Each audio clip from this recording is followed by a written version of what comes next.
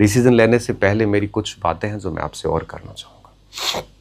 2026 चल रहा है और आपको अच्छे से पता है कि आगे 2028 में चुनाव है और चुनाव के साल में परीक्षाएं वगैरह जनरली होती नहीं है। सरकार नियुक्तियां वगैरह देती है, नई वैकेंसीज अक्सर नहीं आती है, लास्ट में आती है। 26 लगभग निकलने को है, तो मेरा ये मानना है कि 2027 के अंदर आपको सभी भर्तियां देखने को मिलेगी, व्याख्याता की भी, वरिष्ठ अध्यापक की भी, अध्यापक की भी, बाकी ग्राम सेवक, पटवारी, पुलिस ये तो आ ही रखी है, EORO वगैरह आ ही रखी, मतलब इनके शेड्यूल वगैरह भी जारी हो रखे हैं, EORO वगैरह सारी। तो इस समय बहुत सारी वैकेंसीज आएगी। 27 में आपको फर्स्ट ग्रेड, सेकंड का, थर्ड का, EORO का और RAS का, आपको SI चल ही रहा है और RMSB की बहुत सारी भर्तियां, ये सारी की सारी देखने को मिलेगी, क्योंकि सबको ज्वाइनिंग देंगे 28 के अंदर।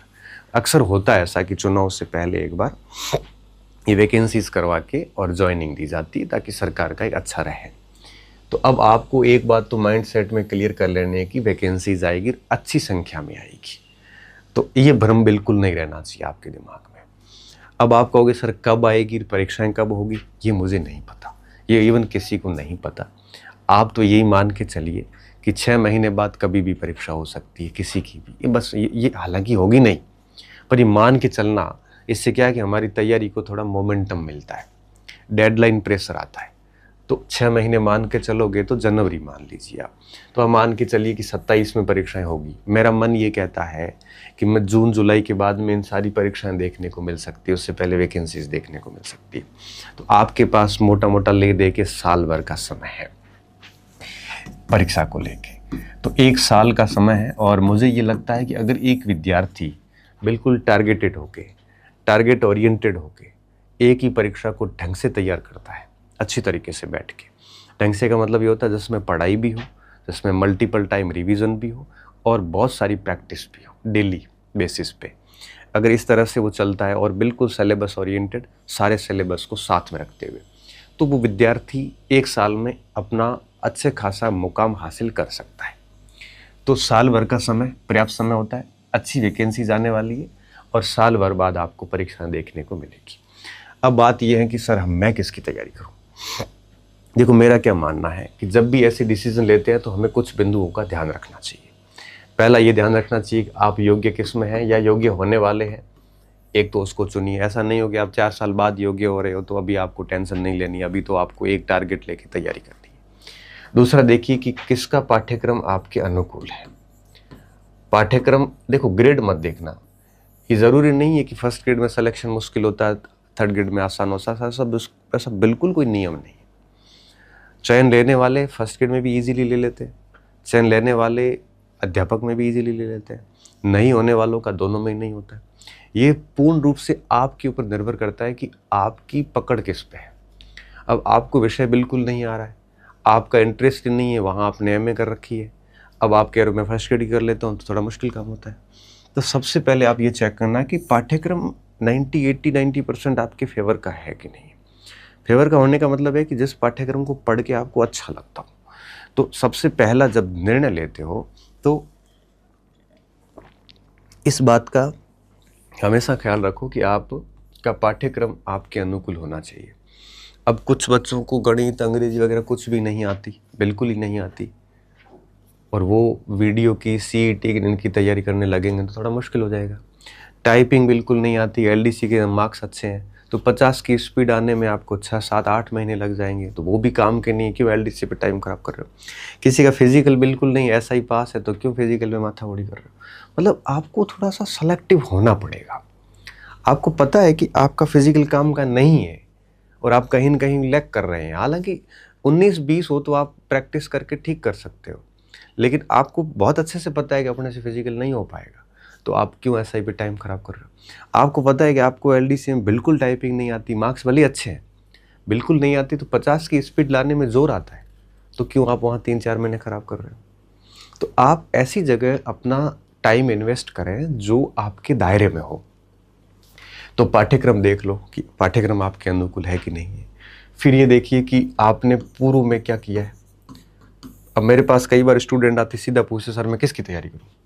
तब मैं पूछता हूँ बेटा योग्यताएं क्या है, कौन कौन सी परीक्षाओं की तैयारी की है पहले, कितने कितने मार्क्स से आप पीछे रहे हो। ये सब चीज़ें जानने के बाद ही मैं कुछ बता पाता हूँ। तो सबसे पहली बात है कि अगर आपने पहले एक दो परीक्षाएं दी, जैसे कोई एक परीक्षा दी किसी ने, जैसे वरिष्ठ अध्यापक पहली बार दिया है और वो ठीक ठीक स्कोर है, फेल भली हो रहा है लेकिन स्कोर ठीक है, जैसे सामाजिक है और पहली बार में 240-50 का स्कोर हो रहा है सेकंड ग्रेड के अंदर, तो मुझे लगता है उसको वापस उसी की तैयारी करनी चाहिए, क्योंकि फर्स्ट अटैम्प्ट में कुछ गलतियां भी रहती है, बंदा सेकंड अटैम्प्ट में कर जाता है काम। अगर पहले अटैम्प्ट में बहुत क्लोज रहे है, पास रहे अच्छे स्कोर के साथ में, कट ऑफ से 20-30 नंबर भी अगर नीचे है, तो मुझे लगता है आपको उसी परीक्षा की वापस करनी चाहिए, क्योंकि आपका सिलेबस पढ़ा हुआ है, साल भर में उसको आप थोड़ा और बेहतर कर लोगे, उसकी छोटी मोटी कमियों को दूर कर लोगे, उसकी थोड़ी सी कोई अभ्यास वगैरह की कहीं गुंजाइश थी तो वो कर लोगे, कोई कंटेंट कम पढ़ा था, कोई सब्जेक्ट खराब हुआ था तो वो ठीक कर लोगे, परीक्षा हॉल में कोई त्रुटि रही थी तो वो ठीक कर लोगे। तो कहने का मतलब है कि अगर आपने एक अटेम्प्ट किसी का लिया है और अच्छे से लिया और आपको आनंद आया है, मार्क्स भले कम है उसमें, तो आप उसकी तरफ जाइए। मुझे ये लगता है किसी दूसरी परीक्षा की तरफ जाने की बजाय। दूसरा, मान लो किसी ने किसी परीक्षा में 2 अटेम्प्ट लिए और दोनों अटेम्प्ट में वो पहले अटेम्प्ट में मार्क्स अच्छे आए थे, दूसरे में उससे भी कम आए, तो इसका मतलब है कि वो सिलेबस उसके फेवर में नहीं है। अगर वो गलतियां नहीं कर रहा और पढ़ रहा है तो फिर उसको तीसरा कोई दूसरा ऑप्शन देखना चाहिए, जैसे सेकंड ग्रेड से फर्स्ट ग्रेड की तरफ भी जा सकता है। अगर किसी ने 3 अटेम्प्ट ले लिए और तीनों में उसका अता पता नहीं है, या तो स्कोर लगातार कम हो रहा है, डबल में भी नहीं हो रहा है, तो मुझे लगता है कि एक परीक्षा को 3-3 बार देना फिर ठीक नहीं होता। रीज़न क्या है? पहली बार सिलेबस व्यक्ति बड़े उत्साह से पढ़ता है, दूसरी बार थोड़ा सा कम उत्साह होता है लेकिन जोश होता है, थोड़ा सा व्यक्ति के अंदर एक भावना होती है कि नहीं मुझे करना ही है, तो बहुत ही तरीके से काम करता है। सेकंड अटेम्प्ट सबसे स्ट्रॉन्ग अटेम्प्ट माना जाता है, और इसमें भी नहीं हुआ तो थर्ड अटेम्प्ट में वो पाठ्यक्रम पढ़ा भी नहीं जाता, मन भी नहीं होता, उत्साह नहीं होता, उसी पाठ्यक्रम को तीसरी बार पढ़ना बहुत मुश्किल हो जाता है। तो ऐसी स्थिति में वो फिर न उस परीक्षा को पास कर पाता है और न आगे दूसरी तैयारी कर पाता है। तो मुझे लगता है कि जब ऐसी कंडीशन आ गई कि आपने 3 अटेम्प्ट ले लिए हैं फिर भी नहीं हुआ है, तो मुझे लगता है कि आपको टारगेट चेंज करना चाहिए। आप टाइम खराब कर रहे हैं, आपके वो सिलेबस अब पढ़ा नहीं जाएगा, इसलिए आपको चेंज करना चाहिए। आप फर्स्ट ग्रेड की तरफ चले जाइए। चेंज हमेशा मुझे लगता है अपर की ओर हो तो ज़्यादा बढ़िया रहता है। अध्यापक में नहीं हो रहा तो सेकंड ग्रेड की तरफ बढ़ चलो, सेकंड ग्रेड में नहीं हो रहा है तो फर्स्ट ग्रेड की तरफ बढ़ चलो 2-3 बार। हाँ, ये बात ज़रूर है, तैयारी करने के बाद अगर नहीं हो रहा तो ऐसा नहीं होगा पढ़ ही नहीं रहे हो, पढ़ोगे नहीं तो फिर किसी में नहीं होगा, सीधी सीधी बात है। अगर आप हाँ अच्छे से मेहनत कर रहे हो उसके बाद में भी आप लैग कर रहे हो कहीं, तो मुझे लगता है वो सिलेबस आपके फेवर में नहीं है। अब कल मेरे पास एक विद्यार्थी आया, बोले सर मैंने अध्यापक की बहुत अच्छे से तैयारी करी और 2 बार करी, मेरा सिलेक्शन नहीं हुआ, अब मुझे क्या करना चाहिए? मेरे पास L1 का भी ऑप्शन जिंदा है। मैं सीधी एक बात कही, मैंने कहा बेटा देख, अब तूने 2-3 बार अच्छे से पढ़ लिया, अब वो सिलेबस ऐसा है जिसको आप है वो 1-2 महीने में अच्छे से रिवीजन कर सकते हो। तो क्या हाँ मैं कर सकता हूँ सर। अब वो 1-2 महीने में 2-3 महीने का सिलेबस है, उसके लिए आप 1 साल भर क्यों बिगाड़ रहे हो आगे का? क्योंकि परीक्षा को तो साल भर बाद में होगी। तो मुझे लगता है आपको फर्स्ट ग्रेड या किसी और की प्रिपरेशन शुरू कर देनी चाहिए अगर आप एलिजिबल हो तो। आप फर्स्ट ग्रेड की करिए, बढ़िया ढंग से करिए। पहले फर्स्ट ग्रेड का मान लो एग्जाम हो जाता है तो उसके बाद 3-4 महीने मिलेंगे, उस समय आप L1 दे देना।